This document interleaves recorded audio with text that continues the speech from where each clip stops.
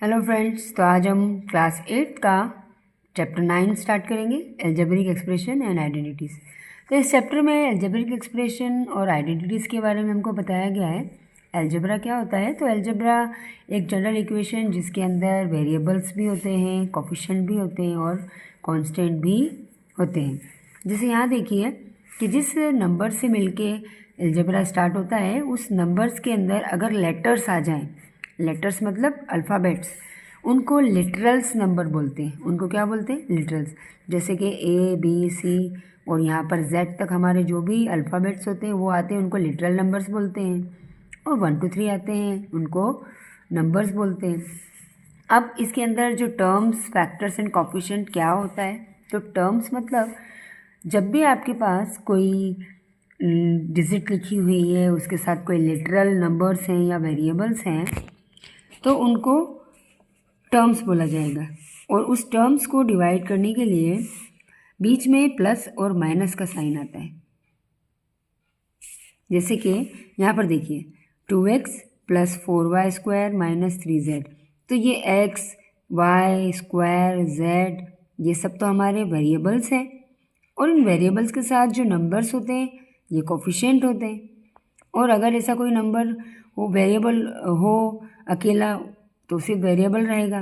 लेकिन अगर कोई सिर्फ नंबर्स हो जिनके साथ कोई वेरिएबल ना हो तो उसको कांस्टेंट बोलते हैं। अब यहाँ पर हम देखेंगे कि ये प्लस लगा हुआ है, बीच में माइनस लगा हुआ है, इससे ये हमारे टर्म्स में डिवाइड हो गई।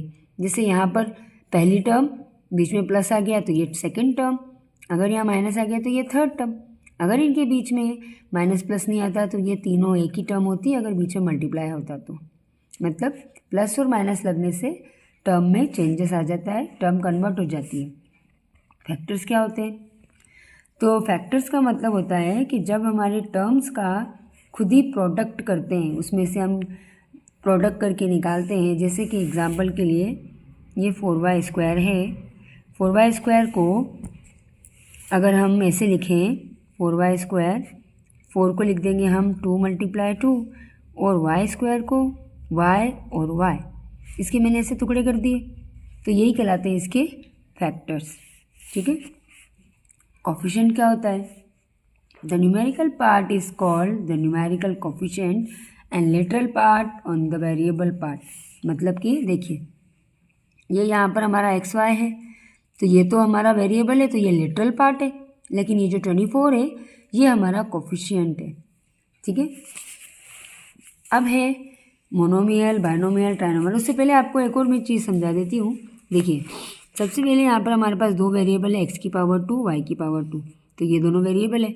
अब इसके आगे कोई नंबर नहीं है तो इसका कोफिशिएंट कितना होगा? कुछ नहीं है, मतलब यहाँ 1 है, इसका कोफिशिएंट 1 होगा। x² y का कोफिशिएंट 10, लेकिन 10 के आगे माइनस है तो आपको -10 बताना पड़ेगा। उसी तरीके से xy² का कोफिशिएंट 5, और ये हमारा जो 20 है, अब इसके साथ कोई वेरिएबल नहीं है, मतलब ये क्या है? कांस्टेंट टर्म है। ठीक है।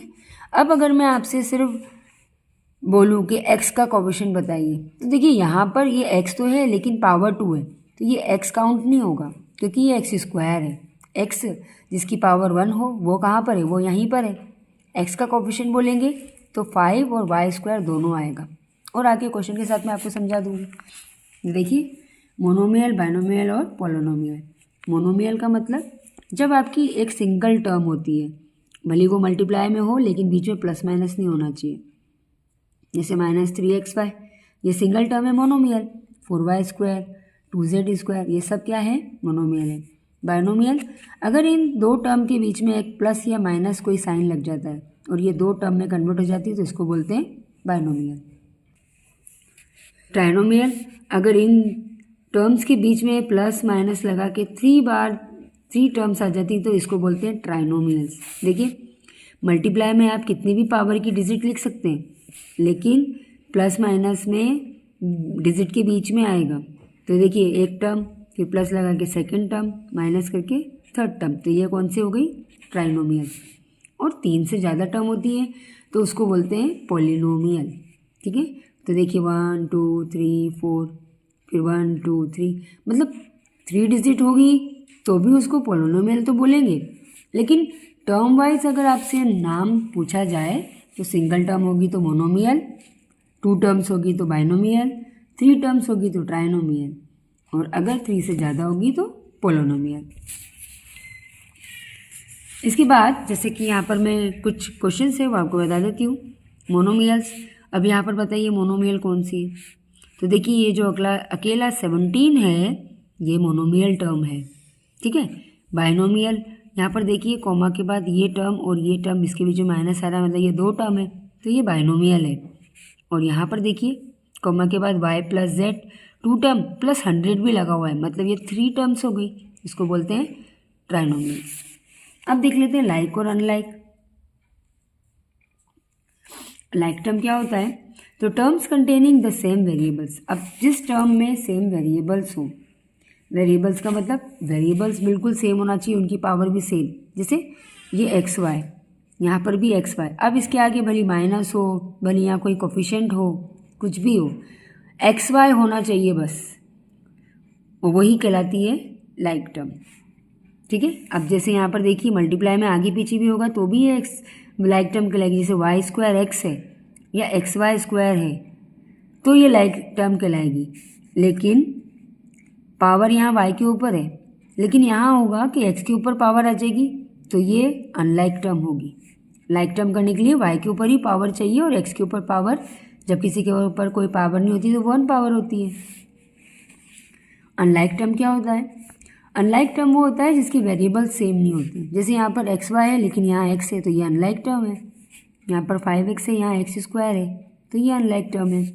यहाँ पर देखिए 7xy 7x। अब दूसरा एग्जांपल मैं बता देती हूँ आपको, जैसे xy या फिर एक्स स्क्वायर वाई। अब ये भी अनलाइक है क्योंकि यहाँ पर x के ऊपर भी 1 है और y के ऊपर भी 1 है, लेकिन यहाँ x के ऊपर पावर 2 आ गया तो ये अनलाइक टर्म है, ठीक है। डिग्री की बात करें तो यहाँ पर देखिए ये जो वेरिएबल होता है उसी के ऊपर जो पावर होती है वही डिग्री होती है। अभी यहाँ x के ऊपर कुछ नहीं है मतलब 1 है तो इसकी डिग्री हो जाएगी 1। यहाँ पर x है, इसकी पावर 1 है, लेकिन इस पूरी टर्म्स में जो एक्स स्क्वायर है उसकी पावर 2 है तो हाईएस्ट डिग्री देखना पड़ेगा, तो पावर 2 मतलब डिग्री 2। अब यहाँ पूरी इक्वेशन में इसकी पावर 3 है मतलब डिग्री हमारी क्या हो जाएगी, 3 हो जाएगी। अब 2 से ज़्यादा पोलिनोमियल होते हैं तो उसकी डिग्री भी देखना पड़ता है, जैसे देखिए यहाँ दो वेरिएबल्स है एक्स और वाई, तो दोनों की डिग्री 1 + 1 मतलब 2 हो जाएगी। लेकिन यहाँ देखिए इसकी डिग्री 2 है और इसकी डिग्री 1 है, मतलब 2 + 1 3, मतलब हाईएस्ट डिग्री तो 3 आ रही है तो हम डिग्री यहाँ पर 3 लिखेंगे। इसी तरीके से यहाँ 4 + 1 5, ठीक है। अब एल्जेब्रिक एक्सप्रेशन में लाइक टर्म को कोफिशिएंट प्लस होते हैं, ठीक है। जब भी आपको एल्जेब्रिक एक्सप्रेशन का एडिशन करना है तो उसमें लाइक टर्म का कोफिशिएंट प्लस होगा या माइनस होगा। अब हमारी एक्सरसाइज 9.8 स्टार्ट करते हैं। तो which of the following expressions are polynomial. अब इसमें से पोलिनोमियल क्या है वो आपको बताना है। तो देखिए पोलिनोमियल के अंदर अगर आपके वेरिएबल्स की पावर प्लस में होती है तो वो सब पोलिनोमियल्स होती है, लेकिन अगर आपका वेरिएबल डिवाइड में चला जाए या उसकी पावर माइनस में आ जाए तो वो वेरिएबल पोलिनोमियल नहीं होते, ठीक है। लाइक और अनलाइक टर्म्स, देखिए यहाँ पर एक्स वाई और वाई एक्स मतलब ये दोनों लाइक टर्म है, ये एक्स स्क्वायर वाई और एक्स वाई स्क्वायर ये अनलाइक है क्योंकि यहाँ एक्स के ऊपर स्क्वायर आ रहा है, यहाँ पर वाई के ऊपर स्क्वायर आ रहा है, इसलिए ये अनलाइक टर्म है। तो ये हमारी प्रैक्टिस एक्सरसाइज है, तो एक बार आप ये ट्राई कीजिएगा। मैं आपको एनसीईआरटी फोल्डर की एक्सरसाइज करा देती हूँ। तो देखिए हमारी एनसीईआरटी फोल्डर की एक्सरसाइज 9.1 का आपको आइडेंटिफाई करना है टर्म्स, कोफिशिएंट और फॉलोइंग एक्सप्रेशन। इसको मैं आपको सॉल्व करके कॉपी के अंदर बता देती हूँ, तो आइए देख लेते हैं। तो देखिए ये हमारी identify the terms their coefficient for the following expression. यहाँ पर टर्म्स और कोफिशिएंट मैंने अलग अलग बता रखे हैं। देखिए ये हमारी टर्म्स है 5xyz² - 3zy, ये 2 टर्म बाइनोमियल है, इसको अलग अलग टर्म में डिवाइड करेंगे। तो यहाँ से ये फर्स्ट टर्म और इसके आगे माइनस लगाए तो माइनस लगाना पड़ेगा, ये टर्म इसका कोफिशिएंट है 5 और इसका कोफिशिएंट है -3। इसी तरीके से ये 3 टर्म्स थी तो 3 टर्म्स को अलग अलग लिख लिया। देखिए टर्म्स में अगर प्लस होता है तो प्लस लगाने की ज़रूरत नहीं होती है, लेकिन अगर माइनस होता है तो माइनस लिखना पड़ता है। 1 कांस्टेंट है, x का अगर आगे कुछ नहीं है मतलब 1 है, एक्स स्क्वायर के आगे भी कुछ नहीं है मतलब एक्स स्क्वायर का कोफिशिएंट 1 है। इसी तरीके से यहाँ पर भी 3 टर्म है, तीनों टर्म लिख ली। पहली टर्म का कोफिशिएंट 4, दूसरी वाली टर्म का -4 और तीसरी वाली टर्म के आगे कुछ नहीं है मतलब 1। अगेन यहाँ 4 टर्म्स है, इसको पोलिनोमियल बोलते हैं। ये कांस्टेंट टर्म है, इसके आगे देखिए -pq मतलब यहाँ पर इसका कोफिशिएंट कुछ नहीं है मतलब 1 है, मतलब -1 इसका कोफिशिएंट होगा। इसके आगे भी कुछ नहीं है मतलब 1 होगा, लेकिन प्लस है इसलिए प्लस लगाने की ज़रूरत नहीं है। यहाँ पर माइनस तो -1। इसी तरीके से ये अपॉन में आएगा तो x को छोड़कर यहाँ पर बचा है 1, तो x का कोफिशिएंट 1/2। y को छोड़कर यहाँ पर भी 1 है तो y का कोफिशिएंट 1/2 और xy का कोफिशिएंट -1। इस तरीके से a का कोफिशिएंट 0.3, ab का कोफिशिएंट -0.6 एंड b का कोफिशिएंट 0.5। सेकेंड क्वेश्चन में classify the following polynomial as monomial, binomial and trinomial. Monomial है, बाइनोमियल है या ट्राइनोमियल है या फिर वो पोलिनोमियल है, वो आपको बताना है। देखिए यहाँ 2 टर्म है 1 और 2, बीच में प्लस लगा तो ये बाइनोमियल है। 1000 मोनोमियल है, यहाँ पर 1 2 3 4 टर्म है तो पोलिनोमियल है। यहाँ पर देखिए 1 फिर प्लस फिर 2 प्लस फिर 3 मतलब ट्राइनोमियल है। यहाँ पर 2 टर्म्स है तो बाइनोमियल, 3 टर्म है तो ट्राइनोमियल, 3 टर्म्स है तो ट्राइनोमियल, 1 2 3 अगेन ट्राइनोमियल। फिर यहाँ पर 2 टर्म है तो बाइनोमियल, फिर 1 2 3 4। मैं कैसे 1 2 3 4 बोल रही हूँ, यहाँ पर बीच में प्लस लगा हुआ है, प्लस लगने की वजह से ये टर्म में चेंज हो गई है, तो ये पोलिनोमियल है क्योंकि 4 टर्म है। ये देखिए पी क्यू आर तीनों साथ में है, लेकिन यहाँ पर बीच में कोई माइनस प्लस नहीं लगा हुआ है, इसलिए सिंगल टर्म कहलाई जाएगी मोनोमियल।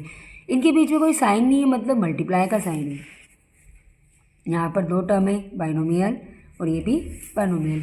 अगला क्वेश्चन है एट द फॉलोइंग, तो अब कॉमा की जगह पर हम क्या लगाएंगे plus AB minus BC plus BC minus CA plus CA minus AB।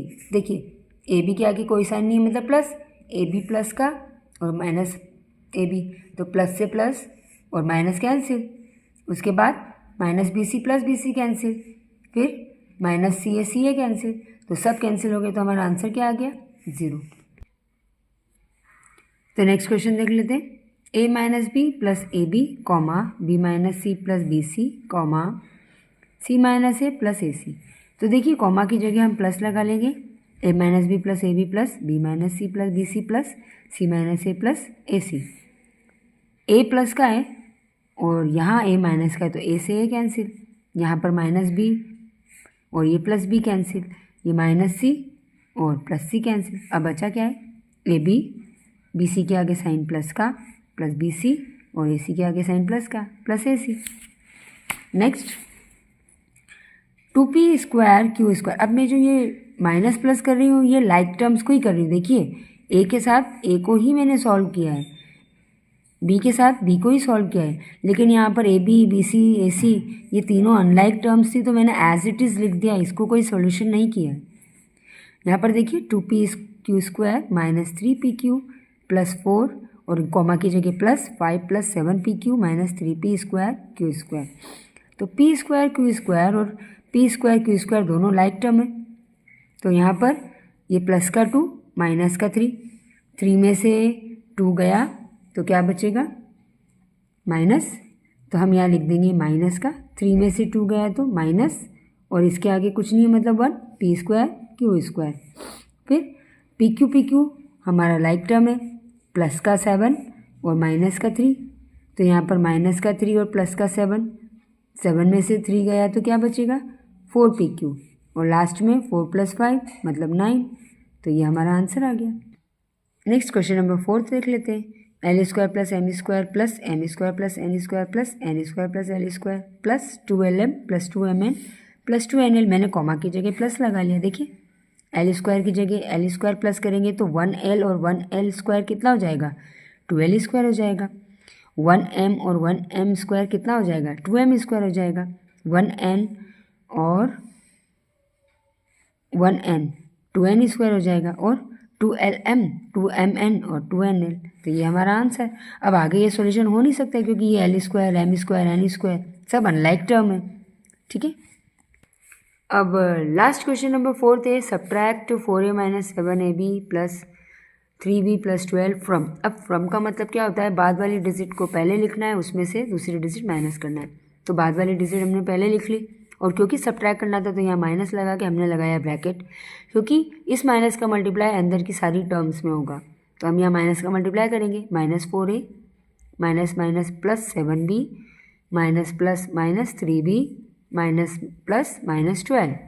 अब लाइक टर्म देख लेते हैं, a 12a और माइनस 4a, 12 में से 4 गया तो 8a, फिर ab या फिर पहले b देख लेते हैं, प्लस का 5b और माइनस का 3b, 5 में से 3 गया तो 2b, उसके बाद ab वाला माइनस 9ab और प्लस 7, तो माइनस 9 में से प्लस 7 मतलब माइनस 2ab, और कांस्टेंट टर्म में माइनस 3 माइनस 12 क्या हो जाएगा, माइनस का 15। तो ये आपका आंसर आएगा 8a plus 2b minus 15, constant term बाद में भी लिख सकते हैं माइनस 2ab। इसी तरीके से ये 16 वाला क्वेश्चन फ्रॉम लिखा हुआ है तो बाद वाला क्वेश्चन पहले लिख लेंगे। माइनस का ये माइनस लगा के ब्रैकेट लगाना कंपलसरी है, अगर आपने यहाँ ब्रैकेट नहीं लगाया तो इस माइनस का मल्टीप्लाई आप सिंगल टर्म में करेंगे, उसके बाद आपका पूरा आंसर रॉन्ग हो जाएगा। माइनस लगाने के बाद आपको इस पहली वाली टर्म में ब्रैकेट लगाना पड़ेगा, क्योंकि इस माइनस का मल्टीप्लाई अंदर होगा, माइनस 3xy माइनस 5xyz और माइनस माइनस प्लस 7zx। अब xy और xy को सॉल्व करते हैं, 5 में से 3 गया तो 2xy, yz और yz माइनस का 2 माइनस का 5 माइनस 7yz, zx माइनस का और प्लस का 7, तो 7 में से 2 गया तो प्लस 5zx, और लास्ट बचा था हमारा 10xyz, लेकिन 10xyz की कोई टर्म लाइक टर्म थी नहीं, इसलिए 10xyz एज इट इज़। तो स्टूडेंट यहाँ पर हमारी लास्ट क्वेश्चन बचा है, ये आपके लिए होमवर्क, आप मुझे बताना कमेंट्स में ये आप कर पाए या नहीं।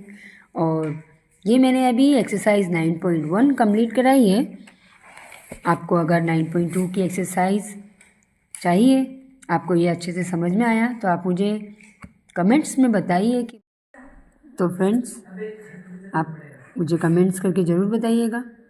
मिलते हैं अगले वीडियो के साथ, ओके, गुड बाय।